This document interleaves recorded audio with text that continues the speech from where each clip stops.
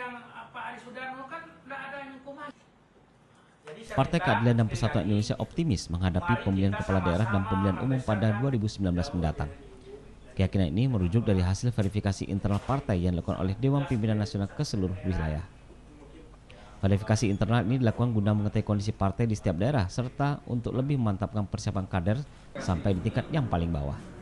Sekretaris Dewan Pimpinan Provinsi PKPI Sumatera Barat Muhammad Mahzum menyampaikan, hingga saat ini belum ada kader di daerah yang mampu menduduki kursi di legislatif di Kota Padang dan DPR RI.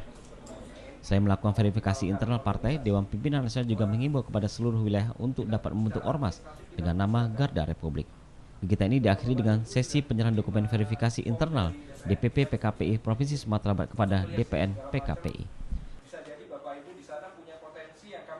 Kedatangan tim verifikasi dari DPN melihat kesiapan DPP PKPI Sumatera Barat menghadapi pemilu legislatif 2019 dan Pilpres 2019. Bagaimana tingkat kesiapan DPP kita?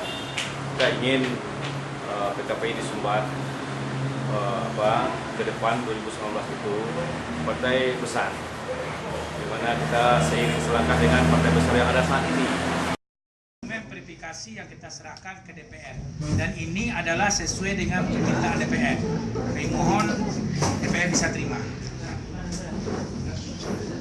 Di Padang, Budi Sunandar melaporkan.